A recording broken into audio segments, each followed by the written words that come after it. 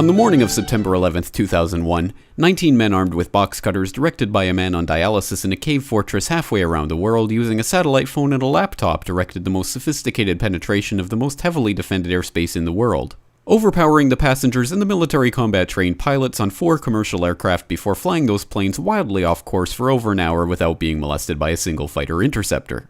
These 19 hijackers, devout religious fundamentalists who like to drink alcohol, snort cocaine, and live with pink-haired strippers, managed to knock down 3 buildings with 2 planes in New York. While in Washington, a pilot who couldn't handle a single-engine Cessna was able to fly a 757 in an 8,000-foot descending 270-degree corkscrew turn to come exactly level with the ground, hitting the Pentagon and the Budget Analyst Office where DoD staffers were working on the mystery of the $2.3 trillion that Defense Secretary Donald Rumsfeld had announced missing from the Pentagon's coffers in a press conference the day before, on September 10th, 2001. Luckily, the news anchors knew who did it within minutes. Osama bin Laden. The pundits knew within hours. Osama bin Laden. The administration knew within the day. Terrorists who committed these acts and those who harbor them.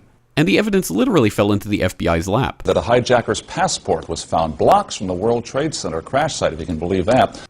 But for some reason, a bunch of crazy conspiracy theorists demanded an investigation into the greatest attack on American soil in history. That investigation was delayed, underfunded, set up to fail, a conflict of interest, and a cover-up from start to finish.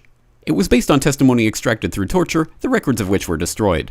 It failed to mention the existence of WTC-7, Able Danger, P-TECH, Sibel Edmonds, OBL and the CIA, and the drills of hijacked aircraft being flown into buildings that were being simulated at the precise same time that those events were actually happening. It was lied to by the Pentagon, the CIA, the Bush administration, and as for Bush and Cheney, well, no one knows what they told it because they testified in secret, off the record, not under oath, and behind closed doors. It didn't bother to look at who funded the attacks because that question is ultimately of little practical significance. Still, the 9/11 Commission did brilliantly answering all of the questions the public had, except most of the victims' family members' questions, and pinned blame on all the people responsible, although no one so much as lost their job, determining the attacks were failure of imagination. Because Nobody in our government, at least, and I don't think the prior government that could envision flying airplanes into buildings. Except the Pentagon, FEMA, NORAD, and the NRO. The DIA destroyed 2.5 terabytes of data on Able Danger, but that's okay because it probably wasn't important.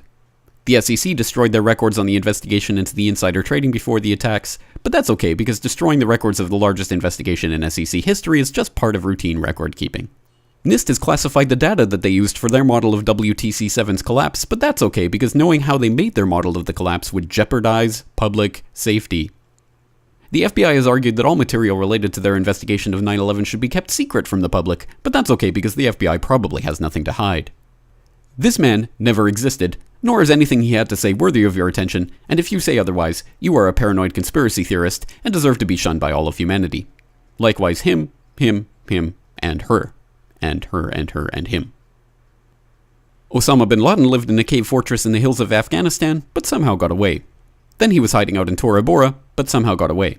Then he lived in Abbottabad for years, taunting the most comprehensive intelligence dragnet employing the most sophisticated technology in the history of the world for a decade, releasing video after video with complete impunity and getting younger and younger as he did so, before finally being found in a daring SEAL team raid which wasn't recorded on video, in which he didn't resist or use his wife as a human shield, and in which these crack special forces operatives panicked and killed this unarmed man, supposedly the best source of intelligence about those dastardly terrorists on the entire planet. Then they dumped his body in the ocean before telling anyone about it. Then a couple dozen of that team's members died in a helicopter crash in Afghanistan. This is the story of 9/11, brought to you by the media which told you the hard truths about his head could be seen to move violently forward. And they took the babies out of the incubators. And mobile production facilities. And the rescue of Jessica Lynch. If you have any questions about this story, you are a batshit paranoid tinfoil dog-abusing baby hater and will be reviled by everyone. If you love your country and or freedom, happiness, rainbows, rock and roll, puppy dogs, apple pie, and your grandma, you will never ever express doubts about any part of this story to anyone. Ever. This has been a public service announcement by the Friends of the FBI, CIA, NSA, DIA, SEC, MSM, White House, NIST, and the 9/11 Commission. Because ignorance is strength.